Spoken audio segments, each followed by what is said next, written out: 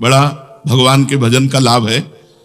जो विषय भोग में भ्रष्ट हो गया, भगवत प्राप्ति नहीं, वो स्वर्ग लोकों में जाकर विषयों को भोगेगा और फिर जन्म होगा तो जहां राजाओं जैसा वैभव होगा, ऐसे परिवार में जन्म होगा और उसकी भोगों में अरुचि होकर वो भगवत प्राप्त होगा, साधन मिलेगा। लेकिन जिसके हृदय में वासना ही नहीं थी तो वो ऐसे घर में पैदा होगा जहां श्रीमान नहीं होगा, वहां केवल भगवान की भक्ति होगी। जैसे कितने गरीब महाभागवत हुए, ऐसे के घर में जन्म होगा उसका। और वहां सांसारिक भोग चर्चा नहीं, उसको वहां का वायुमंडल, दृश्य और तत्वज्ञ महापुरुषों का आना, उसके यहां जिस घर में तत्वज्ञानी महापुरुषों का आना और उसका संबंध होना, वो बचपन से ही साधना में लग जाएगा। इसलिए ऐसे योगियों को श्रीमान कुलों में जन्म नहीं दिया जाता, धनवान कुलों में जन्म, सीधे योगियों के कुल में जन्म दिया जाता है। इसको भगवान कह रहे हैं कि एतद् दुर्लभतरम लोके जन्म यदीदृशम, ऐसा दुर्लभ जन्म किसी किसी को प्राप्त होता है। महान कुल, पवित्र कुल, भगवान की साधना जिस कुल में चल रही, जन्म हुआ और बड़े बड़े तत्वज्ञानी महात्माओं का आगमन, सीधे बाल्यावस्था से ऐसे संस्कार बने, वो भगवान के भजन में तन में। दो प्रकार से योग भ्रष्ट बताए, एक वासना सहित योग भ्रष्ट और एक वासना रहित योग भ्रष्ट। तत्र तम बुद्धि संयोगम लभते पौर्वदेहिकम यतते च ततो भूयः संसिद्धो कुरुनंदन। हे कुरुनंदन, वहां पर उसको पहले मनुष्य जन्म की साधना संपत्ति तुरंत खोल दी जाती है। अनायासी घोर वैराग्य, अनायासी उसके अंदर दिव्य ज्ञान का स्फुरण होगा। क्या है संसार, कौन है संसार में, मेरा लक्ष्य क्या है। फिर वो जो साधन संपत्ति प्राप्त हुई, उस साधन संपत्ति लेकर वो निकल पड़ा, टिकेगा नहीं, वो निकल पड़ा और अपने जीवन को साधना के द्वारा जो अधूरी रह गई थी वो पूरी करके भगवत प्राप्ति कर लेगा। तत्व तम बुद्धि संयोगम लभते पौर्वदेहिकम। अब अपनी पहचान कैसे हो कि हम विषय रहित भ्रष्ट हुए थे या विषय सहित भ्रष्ट हुए थे। भ्रष्ट का मतलब होता है भगवत प्राप्ति ना होना। अगर हमारे इस जन्म में विषय भोग के संस्कार हमें प्रेरित करके बार बार विषयों में लगा रहे हैं तो हम विषय भोग से भ्रष्ट हुए थे। अगर घोर वैराग्य में जीवन है तो जो अधूरी साधना रह गई थी उसकी पूर्ति के लिए आया है योगी। वो किंचन मात्र किसी विषय में स्फुरित होने की तो बात ही जाने दो, आकर्षण ही नहीं, क्योंकि पूर्व की सामग्री उसके पास रखी हुई साधना की। तत्व जीवन मुक्त महापुरुषों के कुल में जन्म होने के बाद उसके वैराग्य की दशा क्या होती है, इस बात को लेकर भगवान कहते तत्र पद आया है पौर्वदैहिकम बुद्धि संयोगम। स्वर्ग आदि लोकों तक के भोगों से वैराग्य, घोर वैराग्य, किंचन मात्र कहीं विषय के संस्कार नहीं, और वो सीधे योग मार्ग, भगवत मार्ग का अनुसरण। साधक पूर्व जन्म की साधना सामग्री लेकर के, जैसे किसी को रास्ते पर चलते चलते नींद आ जाए और फिर नींद खुल जाए, ऐसे मानो रास्ते चलते चलते भगवत प्राप्ति हुई नहीं थी, मृत्यु जनित नींद आई, फिर खुली, और फिर वो उसी साधना में इतनी तत्परता पूर्वक लगता है कि जब तक भगवत प्राप्ति नहीं हो जाती तब तक वो कहीं विश्राम नहीं मानता। राम काज कीन्हे बिनु मोहि कहां विश्राम। शास्त्रों में जो वर्णन किया गया है वो साधना उसके अंदर जागृत होती पूर्व साधक की। यतते च ततो भूया संसिद्धो, पूर्व जन्म का बुद्धि योग और पूर्व जन्म की साधना जे भी प्राप्त हुई। अब जैसे भगवान की कृपा से अपने लोगों को कोई विचार थोड़ी करना पड़ा था कि वैराग्य लेना चाहिए, जीवन का लक्ष्य भगवत प्राप्ति है, ये है वो, ऐसा नहीं। जैसे कोई पकड़ करके ले चल रहा है, पूरे जीवन को जैसे कोई पकड़ करके लाया है, वो पूर्व साधन बचपन से ही बताया ना, स्कूल का बस्ता टांगते ही बस विचार में कोई मेरा नहीं, आखिरकार जीवन का लक्ष्य क्या है उसके, ये हमें कोई सिखाया नहीं, ये अपने आप चालू हो गया। तो भगवान कह रहे हैं पवित्र कुल, उत्तम योगियों का कुल, और बचपन से ही उसके अंदर साधना की जागृति हो जाती है। अब उसको संग जो मिलता है वो ऐसे महान पुरुषों का मिलता है जिससे उसकी साधना में जिस कारण त्रुटि रह गई थी उसकी पूर्ति हो जाती। अब बचपन से ही गुरुदेव भगवान ऐसे मिले जिन्होंने एक बार डाली पूरे जीवन भर वही चली। उनका बच्चा जीवन का एक लक्ष्य है कि एको मिनट भगवान का विस्मरण ना हो, गुरुदेव भगवान की ये बात पूरे जीवन हमारे यहां बैठी रही, और जो शास्त्र पढ़े और जो संतों के मिले तो सबकी सार बात यही आती, भगवान का स्मरण, सतत स्मरण। अनन्य चेता सततम यो माम स्मृति नित्य सा तस्या हम सुलभा पार्थ, मैं उसके लिए सुलभ हो जाता हूं। अनन्य चिंतन, भगवत चिंतन, बस यहां जहां त्रुटि हुई भगवत चिंतन की, वही बात रख दी गई सामने कि अनन्य चिंतन होना चाहिए, निरंतर भजन होना चाहिए।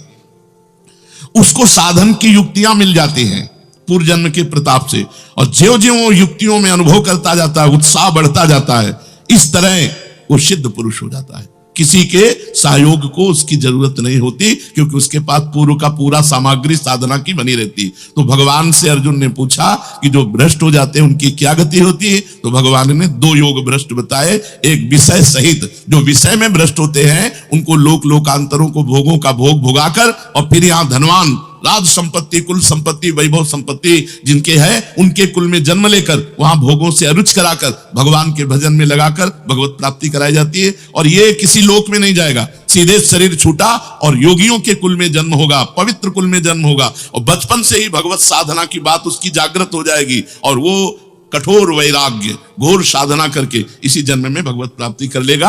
अर्थात दोनों को भगवत प्राप्ति होगी, दोनों महासुख में रहेंगे, किसी में कमी नहीं रहेगी। इसलिए भजन करने वालों का 10 दिशाओं में मंगल ही होता है। भाव को भाव अनख आलसहु, नाम जपत मंगल दिश दशहु। पूर्वाभ्यासेन तेनैव ह्रियते रवसोऽपिशः, जिज्ञासुरपि योगस्य शब्द ब्रह्माति वर्तते। वो जो श्रीमानों के कुल में जन्म हुआ, या वो जो योगियों के कुल में जन्म हुआ, अब वो भोग में वशीभूत नहीं होगा। पूर्वाभ्यास जो उसका भजन का था, पहले जन्म में जो किया हुआ साधना है, वो उसको खींचता है परमात्मा की तरफ, भगवान की तरफ खींच। बिल्कुल ऐसे दिखाई दे रहा था जैसे मुझे कोई खींच रहा है, भागो संसार से, भागो, एकांत सेवन करो, निरंतर भजन परायण रहो, संत महात्माओं का संग करो, भागो, स्वयं संत बनो। ये बिल्कुल अंदर होता था। हमको किसी ने नहीं कहा, किसी ने सिखाया नहीं, किसी के संग का प्रभाव नहीं पड़ा, स्वयं खींच रहा था, भागो संसार से। हम अपने हृदय को हम जानते हैं ना, नहीं तो 13-14 वर्ष की अवस्था में कौन माई बाप को छोड़कर भागता है? या तो किसी संत के हाथ पकड़े, तो भाई वो संत का प्रभाव उनको कोई नहीं, स्वयं, ये स्वयं साधन सामग्री खींचती है।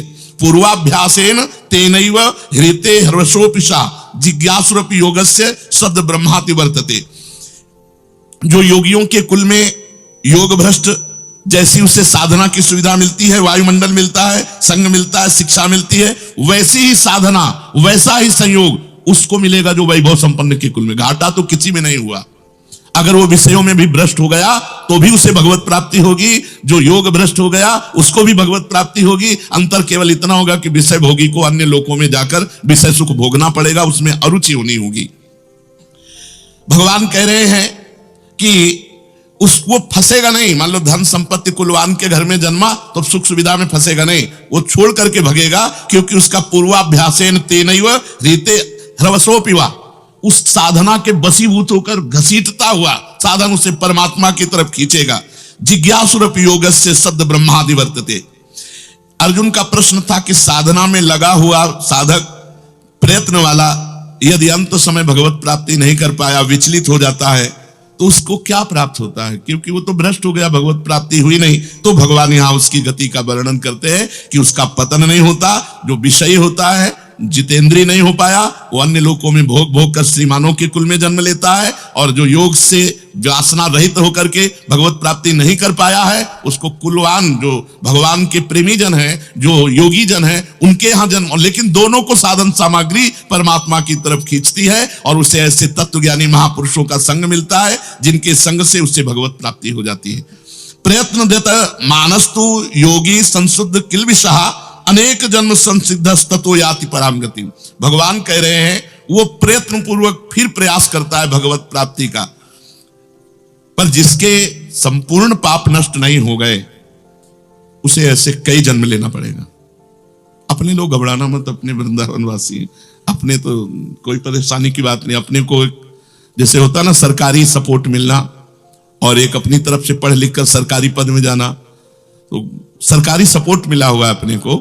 जे हिरेनु पर मरिबो मंगल आए, यहां केवल प्राण त्यागने मात्र से भगवत प्राप्ति है, और अन्य जगह की हुई साधना के अनंत गुना यहां की साधना का लाभ है। अब जैसे हमने शास्त्रों में पढ़ा कि घर में की जाए जो एक माला और एक माला गौशाला में की जाए, तो घर में की हुई 1000 मालाओं के समान गौशाला की एक माला होगी।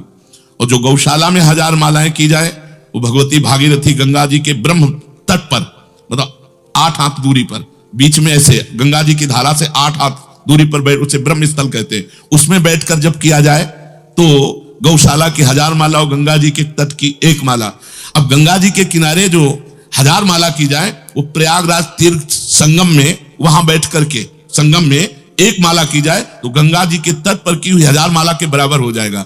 और प्रयागराज संगम के तीर्थ स्थल पर जो 1000 माला की जाए वो काशीपुरी में एक माला की जाए तो उसके बराबर हो जाएगी। भगवान विश्वेश्वर विश्वनाथ जी की नगरी है। और काशी में हजारों मालाएं की जाए और वृंदावन में एक बार बोल दिया जाए तो बराबर हो जाएगा। अब आप विचार करो, वृंदावन धाम की बराबरी कोई कैसे कर सकता है? कोई वृंदावन धाम की बराबरी कैसे कर सकता है, जहां काशीनाथ भी कहते हैं कि मुझे यहां चरण रज मिल जाए, और इस रज में जो रज शिव सनकादिक याचत सो रज शीस चढ़ाऊं, किशोरी तेरे चरणन की रज पाऊं। तो आप लोग मत घबरा जाना कि जो भगवान यहां कह रहे हैं कि अगर पाप रह गया उसका, निष्पाप नहीं हुआ, तो अनेक जन्म संसिद्धस ततो याति परम गतिम, अभी उसके और जन्म लगेंगे और वो साधना करके परम गति को प्राप्त होगा। वैराग्यवान योग भ्रष्ट तो तत्व के जीवन मुक्त योगियों के कुल में जन्म लेने और वहां से विशेषता यत्न करने के कारण उसी जन्म में भगवान को प्राप्त हो जाएगा। लेकिन जो श्रीमानों के कुल में जन्म हुआ, विषयी रहा, अन्य लोकों में भोग भी भोगा, अरुचि भी हुई, पर कुसंग हो गया तो फिर विषय जाग गया, उसे कह रहे हैं अनेक जन्म संसिद्ध हो। जो विषय रहित साधक है उसका तो अगले जन्म में भगवत प्राप्ति पक्की हो गई। लेकिन जो विषय सहित था, जो अन्य लोकों में भोग भी भोगा, यहां धनवान के कुल में जन्म भी मिला और साधना भी प्रारंभ की, लेकिन फिर कुसंग हो गया और फिर भ्रष्ट हो गया, तो फिर अगला जन्म, फिर कुसंग हो गया, फिर अगला जन्म, इसीलिए अनेक जन्म संसिद्ध, उसको होगी भगवत प्राप्ति, पर थोड़ा जन्म जन्मांतर लगेंगे। योग का जिज्ञासु, भगवत प्राप्ति का पिपासु, विषय रहित, वो तो घबराए मत। अगर एक जन्म बहुत से बहुत होगा तो एक जन्म होगा, भगवत प्राप्ति हो जाएगी। लेकिन जिसको विषय प्रियता है तो इसी जन्म में सुधार लेना चाहिए, ऊपर लोकों में जाने की बात न सोचे। जानबूझ जे नर संग्रह करही, कहा उमा ते काहे न मरही, जो जानबूझ के गरल विष को खाओगे तो मरी जाओगे, ये उनकी बात है। कुसंग में ऐसे व्यवस्था पूर्वक हो गया, ये चूक अगर हो गई तो अनेक जन्म संसिद्धि, भगवान कह रहे अनेक जन्म संसिद्ध ततो याति पराम गतिम, अनेक जन्म लग जाएंगे। बार बार मां के गर्भ में जाना, बार बार जन्म लेना, बार बार भ्रष्ट होना, ऐसा क्यों करोगे? कोशिश करो असत जीवन से हम सत्य जीवन में आ जाएं, गंदी बातें हमारी इसी जन्म में छूट जाएं, इसी जन्म में भगवत प्राप्ति हो जाए। हम क्यों अनेक जन्मों के लिए, भगवान की जो ये बात है, अनेक जन्म संसिद्ध ततो याति पराम गतिम। प्रयत्न पूर्वक यत्न करने पर परमात्मा की तरफ उत्साह बढ़ता है, लगन बढ़ती है, तत्परता बढ़ती है, सजगता बढ़ती है। यदि सजगता नहीं रही, एक शब्द केवल नहीं रहा, तो अनेक जन्म हो जाएंगे। सावधान रहो, सजग रहो, कहीं तुम्हारी साधना संपत्ति पर प्रहार न कर दे कोई, चाहे वो कामिनी हो, चाहे वो कंचन हो, चाहे वो कीर्ति हो। संशुद्ध किलबिषः, जब तक उसके सारे पाप नष्ट नहीं हो जाएंगे, परमात्मा की तरफ चलने पर भोगों की तरफ खिंचाव जो होता है पाप के कारण होता है। मान अच्छा लगता है पाप के कारण, बड़ाई अच्छी लगती है पाप की। मान बड़ाई इच्छा अगर थोड़ी भी रही तो अगला प्रोग्राम निश्चित है। अंदर की तरफ हमारे खिंचाव भोगों का, स्त्री भोग का या पुरुष भोग का, अंदर की तरफ खिंचाव संग्रह रुपया का, अंदर की तरफ खिंचाव मान बड़ाई का, यह है असावधानी, साधक मारा जाएगा, अनेक जन्म लग सकते हैं।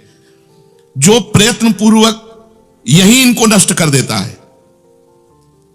कबीरदास जी का जब बहुत यश कीर्ति बढ़ी तो वहां की वैश्या के पास गए, उनके चरित्र में आता है, और कहा कि बहन केवल आज भर की तुम्हारी सेवा बताओ क्या है। उनका महाराज आप जानते हो कहां आए हो, आने मात्र से आपका अपमान हो जाएगा, आप जहां आए हो इसी बात से आपका अपमान हो जाएगा। बोले वही करवाना चाहते हैं। बोले फिर महाराज आज्ञा करो। तो बोले हमारे गले में हाथ डालकर पूरी काशी में घूमना है। बोले महाराज कोई पानी नहीं देगा। बोले यही चाहते हैं। कबीरदास जी ने ऐसा किया, जानबूझ करके अपनी कीर्ति को नष्ट किया, क्योंकि ये कीर्ति का अगर अंदर आग्रह रह गया तो अनेक जन्म संसिद्धि, फिर भटकना पड़ेगा। बहुत ध्यान दे दो, अगर अंदर आकर्षण स्त्री भोग का, पुरुष भोग का है, मिटाओ इसको, नहीं आगे हमको ले जाएगा, बार बार मां के गर्भ में जाना पड़ेगा। अगर रुपए का है, अगर मान बढ़ाई का है, तो अभी पाप नष्ट नहीं हुई, हृदय मलिन है और अभी आपका जन्म निश्चित है। ये आप अपने जन्म को देख लो कि हमारा जन्म होगा कि नहीं। आप तो वृंदावन वासी हैं, आपका तो अलग ही है क्षेत्र, पर धाम का अनन्य निष्ठा रखिए, अनन्य भाव रखिए। अनेक जन्म संसिद्धि, पहले मनुष्य जन्म में प्रयत्न करके अंतःकरण को शुद्ध करने का, अंत समय में विचलित हो गया, फिर अगला जन्म हुआ, फिर विचलित हो गया, तो किसी जन्म में जाकर वो विचलता छूटती है और वो भगवत प्राप्त होता है। वो योग भ्रष्ट जो विषयों से, और जो निर्विषयी योग भ्रष्ट हुआ है, वो अगले जन्म में ही भगवत प्राप्ति कर लेता है, और जो वृंदावन वासी है वो इसी जन्म में भगवत प्राप्ति कर लेते हैं।